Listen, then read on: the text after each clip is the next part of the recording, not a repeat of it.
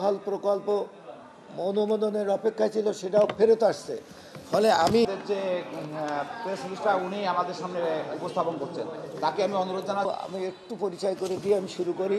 প্রিয় সাংবাদিক বন্ধুরা, আপনি কোনো অংশ নয় এবং প্রেস ক্লাবের প্রেসিডেন্ট কিন্তু আমাদের সাংবিধানিক কমিটির সাথে পরিচয়, আর তো কিছু পাওয়ার নাই। ইঞ্জিনিয়ার সর্দার রফিকুল আলম, বিশ্বাস জাফর আহমেদ, খন্দকার মোসাদ্দেক আলী,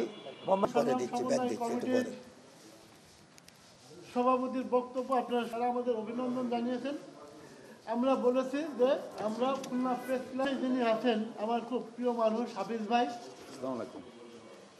উনাকে একজন ভাইস প্রেসিডেন্ট শাহিন জামাল খান, আমাদের ইলিয়াস মোল্লা। আমি আপনাদের সামনে আমাদের বিষয়টা তুলে ধরাও আমাদের প্রেস ক্লাবের প্রেসিডেন্ট, তিনিও আমাদেরকে উত্তর দেবেন এবং সহযোগিতা করবেন। আমাদের মাঠগুলো সংস্কার হবে, ধ্বংস হয়ে যাচ্ছে।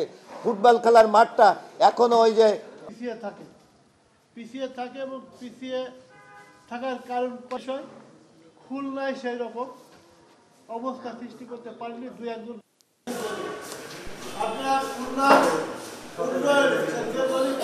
গত 19শে ডিসেম্বর প্রকল্পটি বাস্তবায়নের টেন্ডার আহ্বান করা হয়েছিল। এছাড়া ওই প্রকল্পের জন্য প্রায় 1.25 কোটি টাকার মতো খরচ হয়ে যায়, কিন্তু শেষ সময়ে এসে প্রকল্প থেকে পিছু হচ্ছে বিজ্ঞান ও প্রযুক্তি মন্ত্রণালয়। আমরা তীব্র প্রতিবাদ জানাচ্ছি এবং খুলনাবাসীর প্রত্যাশা বিজ্ঞান ও প্রযুক্তির সিদ্ধান্ত বাতিলপূর্বক প্রকল্পটি বাস্তবায়নের উদ্যোগ গ্রহণ করবেন।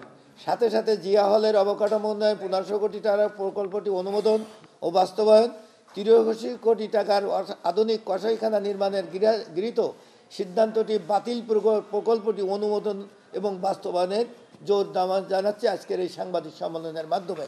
22শে জানুয়ারি বুধবার বেলা 11টায় আমরা এই নব থিয়েটার বিষয় নিয়ে প্রধান উপদেষ্টা ও বিজ্ঞান ও প্রযুক্তি মন্ত্রণালয় বরাবর জেলা সংসদের মাধ্যমে স্মারকলিপি প্রদান।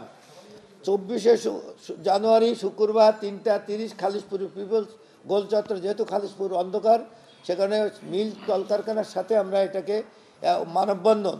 25শে জানুয়ারি শনিবার খুলনা প্রেস ক্লাবে সকাল 11টায় খুলনার সকল নাগরিক সংগঠন, পেশাজীবী, সাংবাদিক ও বিশিষ্ট বর্গের সাথে মত বিনিময় সভার সিদ্ধান্ত করেছি।